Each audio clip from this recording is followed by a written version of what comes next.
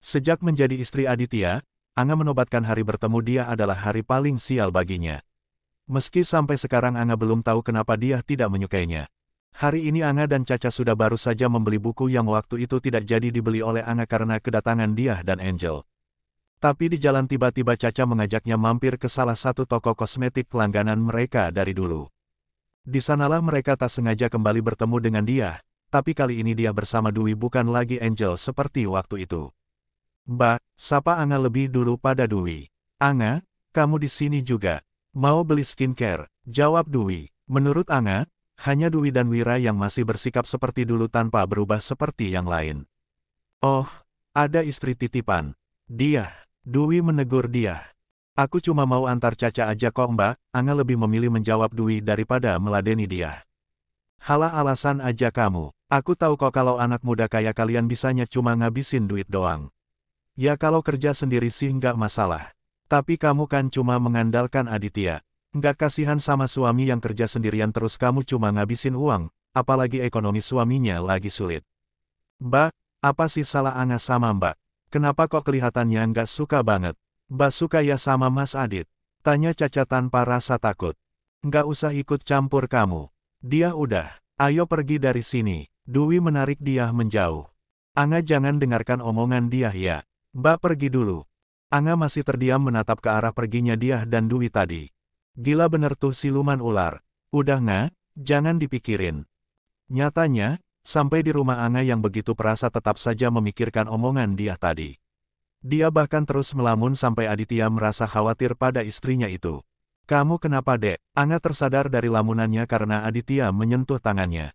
Nggak apa-apa kok, Mas Adit udah mau tidur. Anga masih mencoba menyembunyikan apa yang dia lakukan kepadanya.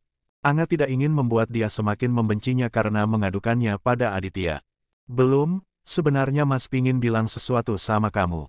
Apa Mas? Anga masih memberikan Aditya menggenggam tangannya. Besok Mas harus keluar kota karena ada acara tahunan di kantor Mas. Kamu nggak apa-apa kalau di rumah sendirian kan? Sebenarnya Aditya juga berat meninggalkan Anga di rumah sendirian. Berapa hari Mas? Ini pertama kalinya Anga ditinggal Aditya selama pernikahan mereka. 3 hari dek, seandainya aja ini liburan, Mas pasti ajak kamu. Raut wajah Aditya terlihat sedih dan tak rela meninggalkan Anga. Anga nggak apa-apa kok Mas, kan cuma 3 hari. Tapi kamu harus janji sama Mas kalau kamu harus kasih kabar sama Mas. Kalau mau kemana-mana bilang dulu. Ya, iya Mas, Anga janji. Mas nggak usah khawatir ya. Anga ikut mengusap tangan Aditya seperti yang sering pria itu lakukan kepadanya. Gimana Mas nggak khawatir kalau Mas tinggalin istri Mas sendirian di rumah? Anga bisa jaga diri kok Mas. Mas nggak usah pikirin Anga di sini. Yang penting kerjaan Mas di sana selesai terus cepat pulang ya. Aditya mengangguk meski dia benar-benar tak tega pada istrinya. Ingin sekali dia mengajak Anga pergi tapi tidak bisa karena ini acara kantor dan pasti di sana akan sangat sibuk dengan pekerjaannya. Besok Mas berangkat jam berapa? Jam 6 dek, Mas jadi nggak bisa antar kamu dulu ke kampus. Ya udah, nggak apa-apa Mas. Sekarang Anga bantu Mas packing ya. Iya dek, makasih banyak ya. Sudah kewajiban Anga buat mengurus Mas kayak gini. Anga juga lagi belajar, jadi bantu Anga buat jadi istri yang baik ya Mas. Kita belajar sama-sama ya dek. Anga mengangguk dengan senyum tipis tapi membuat wajahnya tampak begitu cantik di mata Aditya. Sebagai seorang pria, Aditya tentu mengakui kalau Anga memang begitu cantik. Hampir semua yang disukai pria ada pada Anga. Selain cantik dan bentuk tubuhnya yang indah, Anga begitu lembut dan penurut. Hingga di dalam diri Aditya muncullah rasa ingin selalu melindungi Anya. Tak salah jika dulu Angga sangat posesif pada Anga, karena hanya dengan melihat Anga saja, pasti punya keinginan untuk memiliki Anga. Tapi sekarang, hanya Aditya yang memiliki Anga. Meski mereka berdua belum benar-benar saling memiliki seutuhnya, tapi hanya Aditya yang sudah di mata agama dan negara. Pagi pun telah tiba, kini saatnya Aditya berangkat menuju keluar kota untuk 3 hari ke depan. Selama itu pula, mereka akan berpisah untuk pertama kalinya. Anga membawakan koper kecil milik Aditya. Rasanya dia ingin sekali ikut bersama Aditya. Dia ingin masuk ke dalam koper kecil itu dan mengikuti Aditya akan pergi kemanapun. Mas berangkat sekarang ya? Iya, Mas hati-hati. Mas cepat pulang ya. Entah kenapa Anga ingin menangis saat ini. Matanya sudah berkaca-kaca di hadapan Aditya. Aditya yang semua sudah menguatkan hatinya agar lebih tenang untuk meninggalkan Anga di rumahnya sendiri kini kembali tak tega. Melihat kesedihan di mata sang istri selalu saja membuat hatinya tak tenang. Mas boleh peluk enggak? Aditya merentangkan tangannya. Aneh juga, padahal Aditya sering memeluk Anya tanpa izin. Tapi kesempatan itu tak disia-siakan oleh Anga. Dia langsung menghambur masuk ke pelukan suaminya. Anga ingin sekali menangis dengan keras karena ditinggal oleh suaminya. Memang hanya 3 hari tapi terasa berat sekali bagi Anga. Dia hanya punya Aditya di dunia ini, dia tidak ingin berpisah walau sebentar saja. Jangan sedih dong, Mas, cuma sebentar aja. Kalau kamu kayak gini, Mas jadi nggak tenang di jalan, Aditya berbisik lembut di telinga Anga. Tangannya juga senantiasa mengusap lembut kepala dan punggung Anga. Dari bahasa tubuh mereka berdua, mereka terlihat seperti dua orang saling mencintai satu sama lain. Iya Mas, maafin Anga. Mereka berdua mengurai pelukannya. Anga mengusap air matanya dengan cepat lalu sebisa mungkin menunjukkan senyumnya pada Aditya. Benar kata Aditya, Anga harusnya tak membuat langkah suaminya menjadi semakin berat karena harus memikirkan dirinya di rumah. Tak lama setelah itu terdengar suara ojek yang online yang dipesan Aditya, karena Aditya memang tidak menggunakan motornya. Mas berangkat sekarang, Aditya mengulurkan tangannya. Hati-hati Mas. Setelah Anga mengecup punggung tangannya, Aditya menarik Anga sedikit mendekat. Kap, Aditya mengecup kening Anga dengan begitu dalam. Seolah-olah sedang mengutarakan kegelisahan, ketakutan, kekhawatiran yang dirasakan Aditya saat meninggalkan istrinya sendiri di rumah. Jaga diri baik-baik. Tunggu Mas pulang, baru tadi pagi Aditya pergi untuk keluar kota, tapi Anga sudah merasa tak semangat. Biasanya kalau pagi Aditya mengantarnya dulu ke kampus. Sementara di kampus Anga akan dengan senang hati menunggu jam pulang karena akan dijemput oleh suaminya. Tapi untuk sekarang dan 2 kali ke depan, tidak akan berbeda rasanya. Anga menjadi tak semangat sama sekali. Ngapain pagi-pagi mukanya udah lecek ngalahin uang 1000-an. Anga hanya melirik sekilas pada Caca yang baru datang langsung mengejeknya. Kenapa sih? Nggak asik deh lo nggak? Bak, Anga menyandarkan kepalanya di bahu Caca. Tingkah aneh Anga itu tentu langsung membuat Caca merasa penasaran. Aku juga nggak tahu Kak. Rasanya nggak semangat aja. Ya apa penyebab lo nggak semangat itu? Nggak mungkin kalau nggak tahu. Mas Adit keluar kota karena ada acara kantor. Berangkat tadi pagi dan pulangnya 2 hari lagi, cerita Anga dengan lesu. Oh, jadi lo galau ceritanya. Lo udah mulai jatuh cinta sama suami lo. Emangnya salah ya kalau jatuh cinta sama suami sendiri? Lirih Anga. Hah, Caca langsung berdiri membuat Anga hampir terjungkal karena tadi dia masih bersandar di bahu Caca. Lo udah jatuh cinta sama suami lo.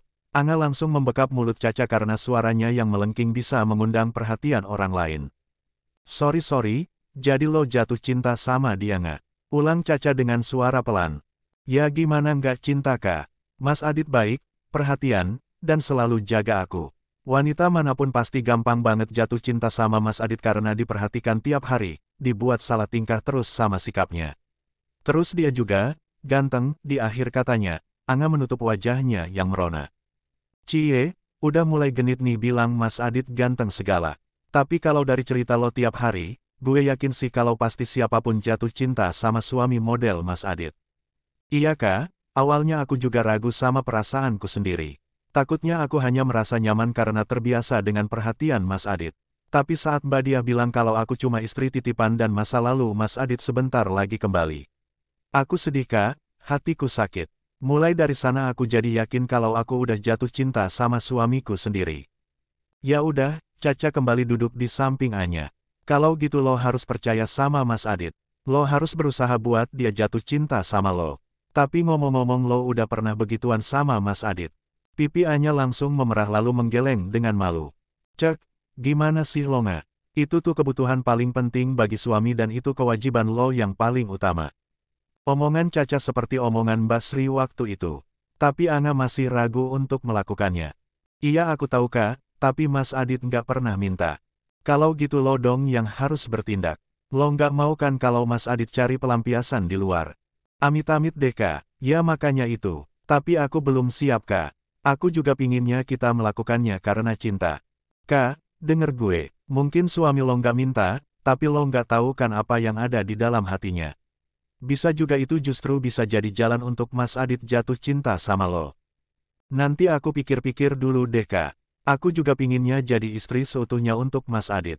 Meski belum ada kata cinta, tapi setidaknya ada sedikit kejelasan tentang perasaan Mas Adit sama aku gimana.